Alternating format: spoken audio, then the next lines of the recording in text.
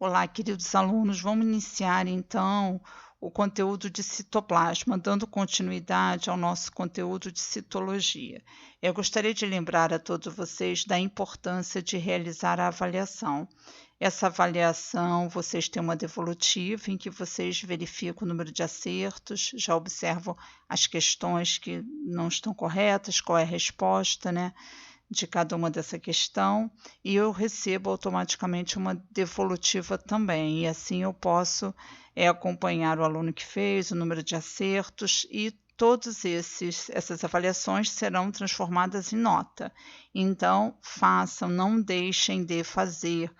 Eu deixo um tempo maior até desses questionários abertos para que vocês tenham a oportunidade, o tempo hábil para realizá-las, ok? Nós vamos então falar sobre o citossol, também chamado de aloplasma, que é o conteúdo que preenche o citoplasma. Então, o citossol, né, ele é constituído de água e proteínas, formando um colóide, e ele tem a capacidade de se movimentar no interior da célula. A consistência do citossol não é uniforme, né? Então ele é mais viscoso na periferia da célula e nessa região ele é chamado de gel, e ele é mais fluido no interior da célula, em que ele é chamado de sol. E por ele ter essas diferenças, né, um mais fluido e outro mais gelatinoso, ele permite movimentos que estão relacionados também a proteínas específicas que formam o citoesqueleto.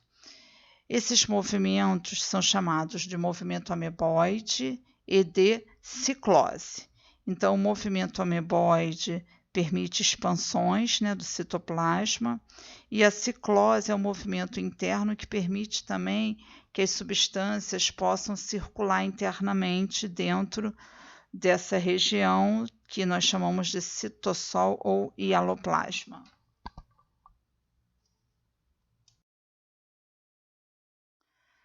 Dando continuidade ao estudo do citoplasma, nós vamos ver as organelas citoplasmáticas que estão inseridas no hialoplasma.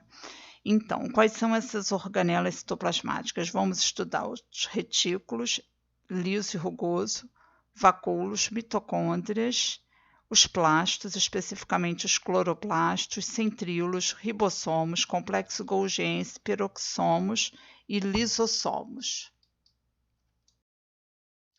Vamos estudar o retículo endoplasmático. Ele está presente em todos os tipos de células eucarióticas.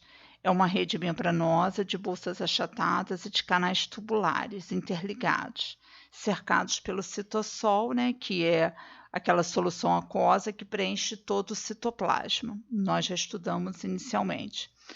Nas cavidades internas do retículo circulam diversos tipos de moléculas. E fazendo a leitura aqui do slide, né, os sistemas de membranas duplas, lipoproteicas, membranas que preenchem esse retículo endoplasmático, ele vai formar uma rede. Essas membranas podem ser de dois tipos, por isso ele é chamado de liso ou rugoso. Ela pode ser uma membrana lisa ou agranular, com ausência de grânulos, ou rugosa ou granular, presença de grânulos. Esses grânulos aqui é devido à presença ou não dos ribossomos. Logo, temos o retículo endoplasmático liso e o retículo endoplasmático rugoso ou ergastoplasma. Você pode também utilizar as siglas REL e RER, respectivamente, liso e rugoso.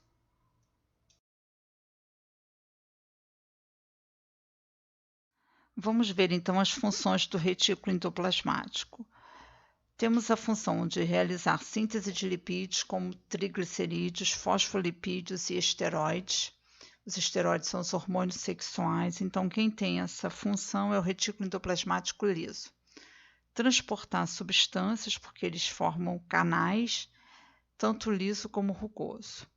E realizar síntese de proteínas somente o retículo endoplasmático rugoso, justamente por ele ter a presença, vocês podem ver aqui na imagem, dos ribossomos. E os ribossomos são organelas que realizam síntese de proteínas. e ao lado nós temos aqui o retículo endoplasmático liso com ausência dos ribossomos. Vamos estudar então os ribossomos, que são grânulos, encontrados em todas as células eucarióticas e procarióticas. Então, todas as células possuem ribossomos. Eles podem estar dispersos no hialoplasma ou presos às paredes dos retículos ou ainda aderidos à face externa da carioteca. Qual é a constituição dos ribossomos? Ele é formado de RNA e de proteínas, e ele tem a função de realizar a síntese de proteínas. Então, vamos falar mais um pouco sobre os ribossomos. Ou seja, a síntese de qualquer proteína na célula, ela sempre vai se iniciar em ribossomos, que estão livres no citosol. Dependendo do tipo de proteína que será produzida, o ribossomo adere ou não à membrana do retículo endoplasmático. Os ribossomos aderidos às membranas produzem proteínas para o interior das bolsas do retículo endoplasmático. Então, essas proteínas vão ficar no próprio retículo. Essas proteínas serão utilizadas na constituição das membranas celulares ou exportadas da célula na forma de secreções. Ribossomos que permanecem livres no citossol vão produzir proteínas que serão utilizadas no interior da própria célula. Dando continuidade ao estudo das organelas, vamos estudar agora o complexo golgiense, também chamado de sistema golgiense ou golgiossoma, e anteriormente ele era chamado de complexo de Golgi.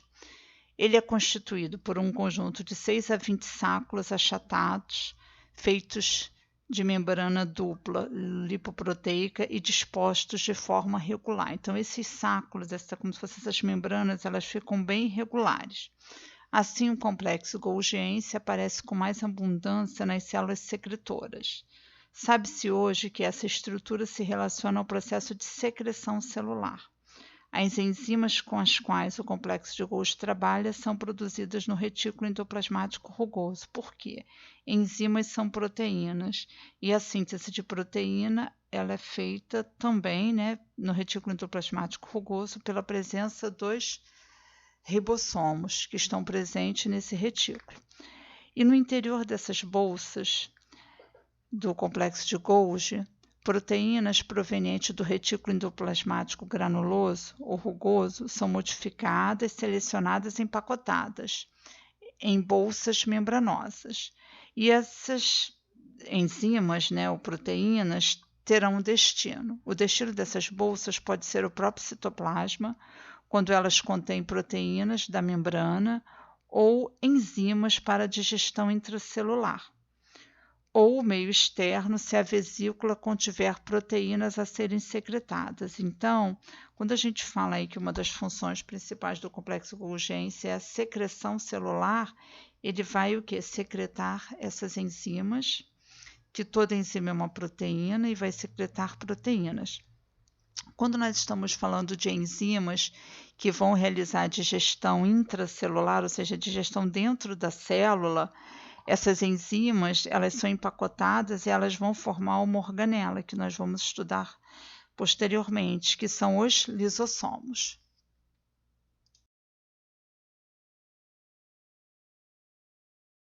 Funções do complexo golgiense. Então, uma das funções, uma principal função é a secreção celular.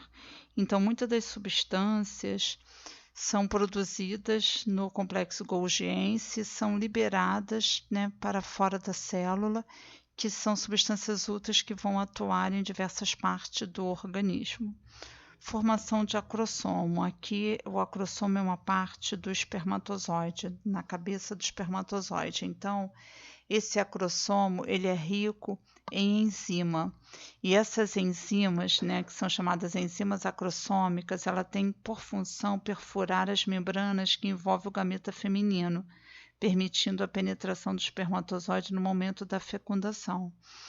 Então, é uma função também bem significativa. E a outra função é a formação do lisossomo primário, que eu já falei anteriormente, que é a organela que vai fazer a digestão intracelular. Então, uma organela que ela vai estar repleta de enzimas, então elas foram empacotadas no complexo de Golgi.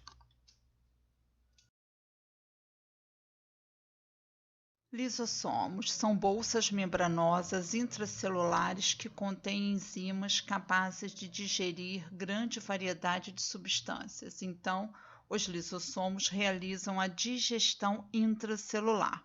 Então, vamos conhecer um pouco mais sobre os lisossomos. A atividade lisossômica ela é bem significativa em células que capturam partículas ou substâncias do meio externo, por fagocitose ou pinocitose. Então, nós já estudamos a fagocitose e a pinocitose quando estudamos o transporte ativo. Esse é o caso, né, que ocorre com protozoários como a ameba, que captura os alimentos e os digerem dentro de grandes bolsas membranosas, ou seja, eles fazem a expansão dos pseudópodes e eles capturam e vão fazer essa digestão no interior da célula e quem vai agir, né, são os lisossomos, chamados lisossomos primários, que têm a capacidade de fazer a digestão intracelular.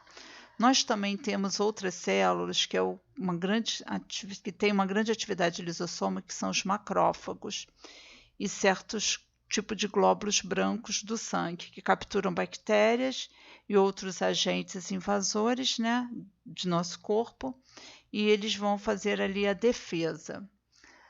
As bolsas membranosas que o material ingerido vão formar, ou seja, por fagocitose, quando você tem a captura, né, desse alimento, dessa estrutura, você vai formar o fagossoma. E quando é uma partícula líquida, você vai formar o pinossomo.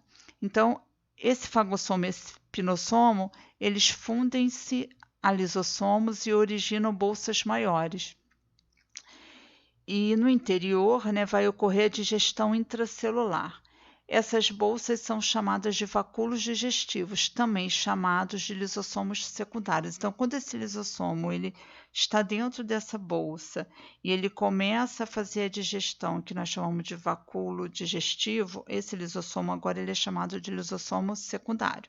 Anteriormente, ele era o lisossomo primário.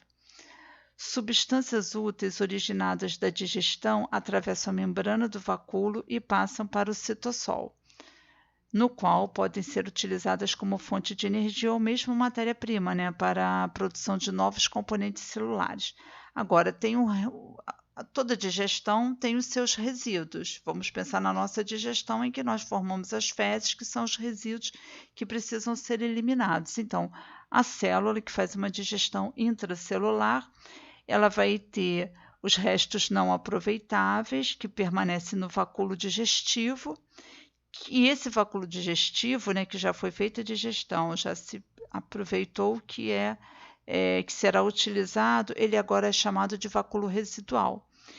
E ao se fundir com a membrana plasmática, o vacúolo residual elimina os resíduos para o meio extracelular.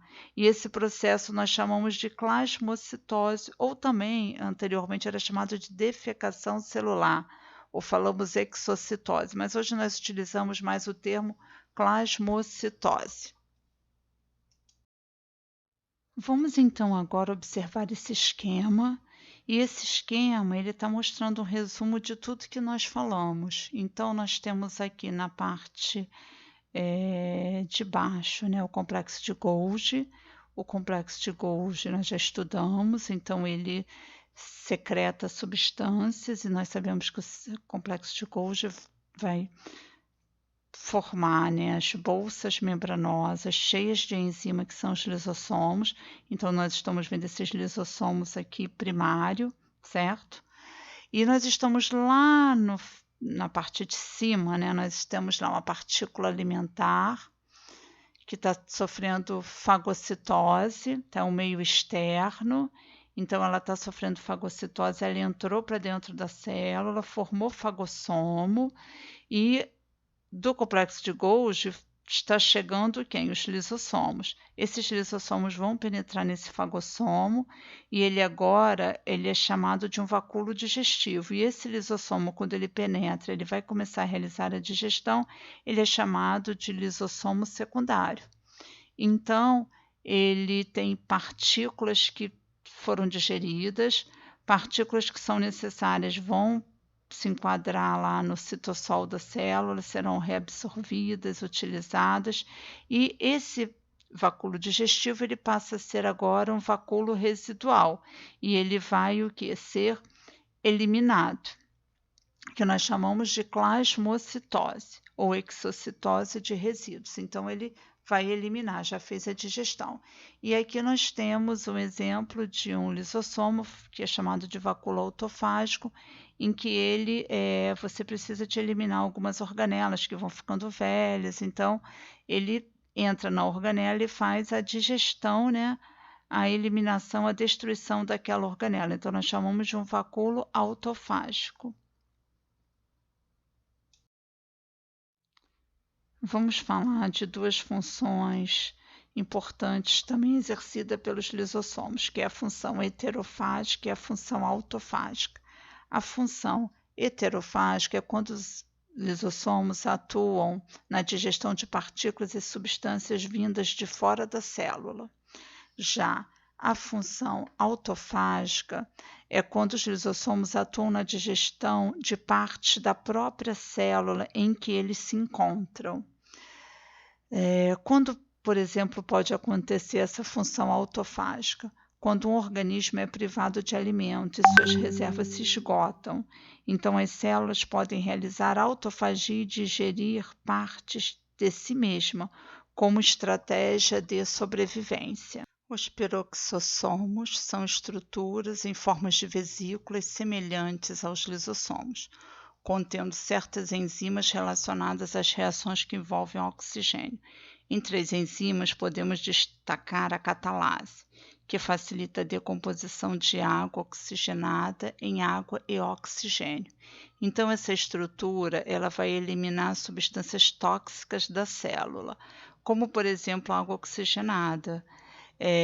Quando essa estrutura libera essa enzima catalase, ela faz uma reação química e transforma uma substância que era tóxica em duas substâncias que não são tóxicas, como a água e o oxigênio. Nas células vegetais, eles são chamados de glioxossomos e que agem nas sementes em germinação, transformando ácidos graxos armazenados em açúcar. Ela tem importância para a planta porque ela vai fornecer o que? Energia para seu metabolismo, enquanto não se desenvolvem as folhas, indispensáveis para a fotossíntese. Então, esse é um importante papel. Os grandes peroxossomos existentes no fígado e nos rins têm importante papel também na destruição de moléculas tóxicas, como algumas presentes em bebidas alcoólicas ingeridas pelo ser humano. Então, essa é a função dessa estrutura, que é eliminar substâncias tóxicas da célula. As mitocôndrias são organelas relacionadas ao processo da respiração celular. Então, todos os organismos eucarióticos possuem mitocôndrias.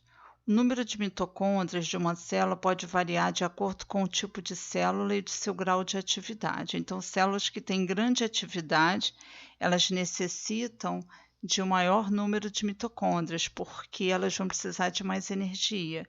E esse processo se dá através da respiração celular. Então, quimicamente, as mitocôndrias possuem lipídios, proteínas, DNA e RNA e pequenos ribossomos, o que indica a capacidade de produzir suas próprias enzimas, no processo da respiração celular. Continuando com a estrutura da mitocôndria, ela apresenta uma membrana interna que apresenta dobras formando as cristas mitocondriais. Então, nós encontramos que essa mitocôndria é delimitada por duas membranas lipoproteicas. A membrana externa é lisa e semelhante às demais membranas celulares de outras estruturas. A membrana interna vai apresentar dobras e pregas, denominadas cristas mitocondriais, que se projetam para o interior da organela. O espaço interno da mitocôndria é preenchido por um fluido viscoso, que é chamado de matriz mitocondrial, justamente onde nós encontramos diversas substâncias, né, como as enzimas, o DNA, o RNA e ribossomos. Então, como mostra o esquema aqui, tem essa membrana externa, a membrana interna, que ela vai formando essas cristas mitocondriais. E a função, né, como nós já falamos, das mitocôndrias é a respiração celular. Os vacúolos são espaços localizados no citoplasma, delimitados por membrana lipoproteica. Então, nós temos alguns tipos de vacúolos. Os vacúolos menores nós encontramos em células animais. Agora, os grandes vacúolos, que são chamados vacúolos vegetais, só encontramos em células vegetais. Então, vamos falar aqui desse primeiro tipo, vacúolos relacionados à digestão intracelular, nós já estudamos. São os vacúolos digestivos, vacúolos residuais, o fagossomo, o pinossomo. Então, são todos vacúolos ligados à digestão intracelular. Vacúolos contráteis ou pulsáteis nós encontramos em protozoários de água doce. Então, nesses protozoários, por uma questão de osmose, a água entra constantemente.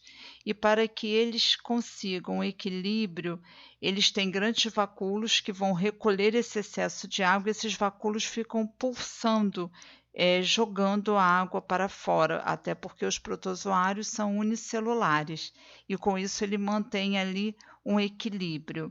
E os vacúolos vegetais, que são grandes vacúolos que ocupam, né, uma grande parte do citoplasma das células vegetais, eles têm uma função importante que é o papel osmótico, ou seja, eles são vacúolos que vão armazenar água e nutrientes, já que a célula vegetal, por ter a parede celular, a passagem de substâncias não tem tanta facilidade como na célula animal.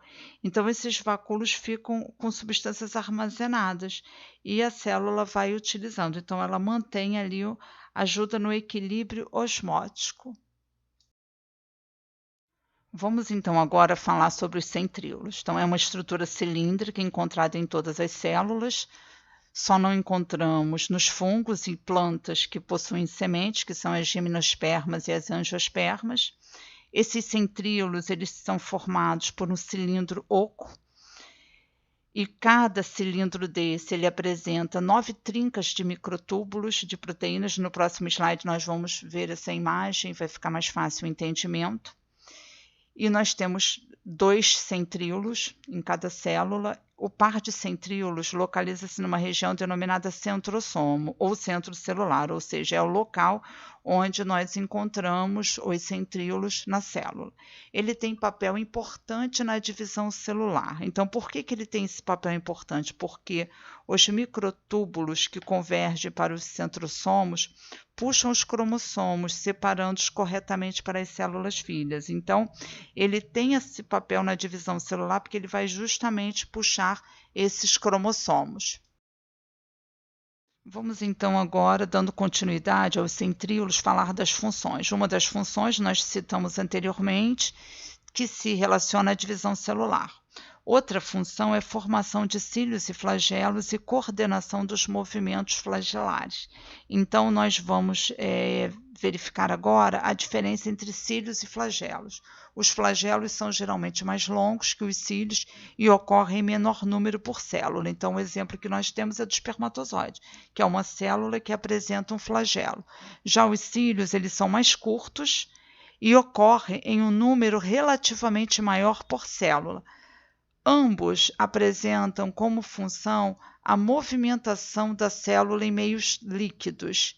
Então, como exemplo, temos os gametas, no caso, o espermatozoide com flagelo, e os protozoários que apresentam cílios. Nessa imagem aqui, nós podemos ver a estrutura, o esquema dos centríolos. Então, no primeiro esquema aqui, nós estamos vendo esses 2 cilindros, eles são ocos, e ao lado, vocês percebam aquelas trincas, 9 trincas, que elas se juntam e formam esse cilindro. Vamos falar então dos cloroplastos, que são um tipo de plastos, são orgânulos citoplasmáticos característicos das células das algas e das plantas. Apresentam estrutura constituída por uma dupla parede de membranas lipoproteicas. No seu interior, nós vamos encontrar uma substância viscosa chamada estroma. Eles são constituídos por DNA, RNA, enzimas e ribossomos. Vamos então falar agora com mais detalhes sobre a estrutura dos cloroplastos. Então, acompanhando aqui no slide, as membranas internas apresentam dilatações circulares que formam uma espécie de pilha, que é denominada grânum, que é formado por estruturas circulares achatadas, denominadas de tilacoide. Vocês podem ver ali a indicação no esquema. O conjunto de grânum de um plasto denomina-se grana. Então, eu vou falar agora mais alguns detalhes sobre os cloroplastos. Então, vamos nos direcionar para os cloroplastos de plantas, que são delimitados, como já falamos, externamente por duas membranas lipoproteicas. Em seu interior, nós temos aquele complexo membranoso formado por bolsas discoides achatadas, que nós chamamos de tilacoides, e na qual nós vamos encontrar o pigmento, que é a clorofila. As moléculas de clorofila dispõem-se de modo muito organizado nessas membranas do tilacoide, formando o que nós chamamos de um complexo de antena.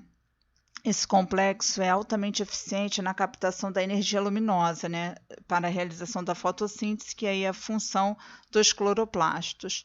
E essa membrana do tilacoide apresenta inúmeras dobras, formando tubos e bolsas achatadas, que se organizam como se fossem pilhas, como nós já mostramos ali no esquema, que nós chamamos de grana. E essas cavidades internas dos grana estão em comunicação direta, então eles formam ali um compartimento único, que a gente fala que é o lúmen, do tilacoide. Bom, e nesse espaço entre esses tilacoides é que nós temos aquele fluido que nós já falamos anteriormente, que é o estroma. E justamente esse estroma é constituído de DNA, RNA, ribossomos e também de alguns tipos de enzimas. Nessa trilha bimestral de setembro e outubro, finalizamos o conteúdo de membrana e finalizamos todo o conteúdo de citoplasma. Nessa trilha teremos um quiz, que é uma atividade de questões para vocês responderem exercício, e teremos a avaliação que vocês me encaminham e eu recebo a devolutiva. Então, obrigada pela atenção de todos. Estou sempre à disposição através da plataforma CCERJ para vocês poderem tirar as dúvidas. Muito obrigada.